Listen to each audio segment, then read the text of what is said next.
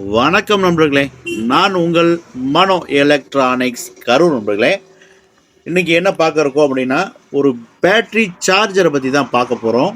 என்கிட்ட ஒரு 6 volt battery இருக்குது, இல்லை ஒரு 12 வோல்ட் பேட்ரி இருக்குது அப்படின்னா அதுக்கான சார்ஜரை நீங்கள் போய் வெளியே போட வேண்டியதில்லை.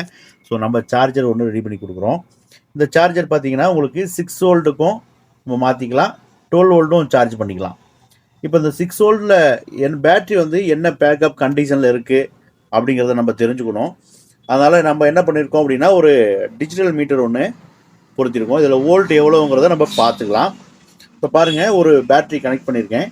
இந்த பேட்டரியில் எவ்வளோ வோல்ட் இருக்குது அப்படிங்கிறத நம்ம வந்து இதை கனெக்ட் பண்ணாவே இதில் காமிச்சிடும். 3.3 வோல்ட் இருக்குது. பாருங்கள், இந்த ஏசி கார்டை நம்ம வந்து கனெக்ட் பண்ணவே இல்லை. கரண்டில் எவ்வளோ வோல்ட் இருக்குது அப்படிங்கிறத நம்ம பார்த்துக்கலாம். இப்போ வோல்ட் வந்து ரொம்ப டவுனில் இருக்குது பாருங்கள், குறைஞ்சிக்கிட்டே வருது. இப்போ இந்த மாதிரி சூழ்நிலை இப்போ நீங்கள் சார்ஜ் பண்ணிக்கலாம். இப்போ 6 வோல்ட் இப்போ வந்து 4.5 வோல்ட்டு.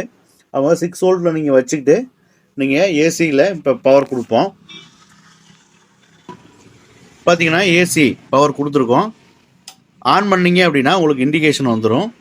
இப்போ 4.6 வோல்ட் வந்து உங்களுக்கு இந்த பேட்ரி சார்ஜ் ஆகுது. இப்போ பாருங்கள், உங்களுக்கு இந்த இண்டிகேஷன் காமிக்கும். இங்கே கீழே சார்ஜர்னு இருக்கும், அதை ஆன் பண்ணிக்கிங்க. ஸோ நம்ம டைரெக்டாக ஒரு பவர் அப்ளிகேஷனுக்கு யூஸ் பண்ணுறோம் அப்படின்னா நம்ம மேலே தள்ளி விட்டுக்கலாம். ஸோ பேட்ரி சார்ஜ் பண்ணணும் அப்படிங்கும்போது நம்ம கீழே தள்ளிடணும். இப்போ 6 வோல்ட்டுக்கானது இது 4.5 வோல்ட்டு, அதனால் 6 வோல்ட்டில் வச்சு நம்ம இதை சார்ஜ் பண்ணிக்கலாம்.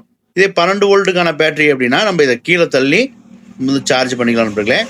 ஸோ உங்களுக்கு பிடிச்சிருந்துச்சு அப்படின்னா நம்மளுடைய நம்பர் வீடியோவில் இருக்கும், கான்டாக்ட் பண்ணுங்கள், வாங்கிக்கலாம். நன்றி நண்பர்களே.